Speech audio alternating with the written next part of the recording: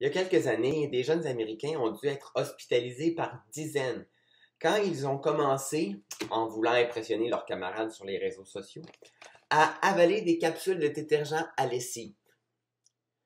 On pourrait parler du péché de vanité, mais je préfère être plus positif et vous parler de ce qui peut réellement nettoyer l'intérieur de l'être humain. On lit dans la Bible, dans l'Évangile de Jean, le verset suivant. Jean vit Jésus venir à lui. Et il dit, voici l'agneau de Dieu qui enlève le péché du monde. Dans Jean chapitre 1, verset 29. Pour comprendre cette déclaration, il faut décrire les trois acteurs principaux. L'agneau, le péché et le monde. La figure de l'agneau peut paraître étrange, attendrissante, c'est selon. Mais il suffit de dire que dans la culture, c'était un symbole très fort de pureté et même de purification.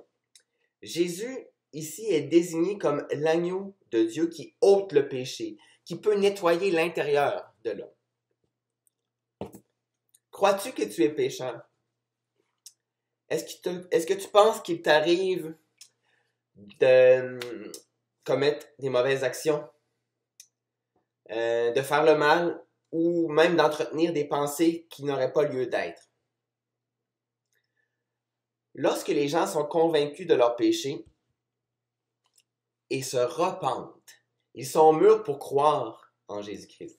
Malheureusement, beaucoup de gens aujourd'hui pensent que leurs péchés font partie d'eux-mêmes et ils doivent les accepter. Ils doivent apprendre à vivre avec pour être heureux. Mais pour aller te faire baptiser dans l'eau, il fallait que tu aies au minimum un désir de changer. Et ça, c'est juste la première étape. Jean lui-même disait de Jésus, dans les versets suivants, « C'est de lui que j'ai parlé quand j'ai dit, un homme vient après moi, mais il est plus important que moi, car il existait déjà avant moi. Je ne savais pas ce qu'il devait être, mais je suis venu baptiser avec de l'eau, afin de le faire connaître au peuple d'Israël. » Le baptême d'eau aura servi à introduire celui qui peut vraiment purifier les hommes, c'est-à-dire Jésus le Messie.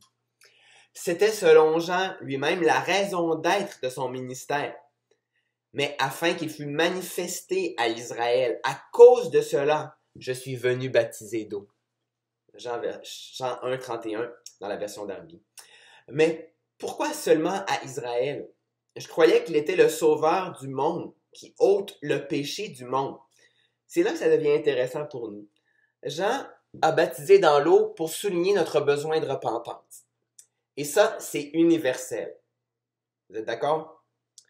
Sur la croix, Jésus a versé son sang pour rendre possible le pardon éternel de nos fautes.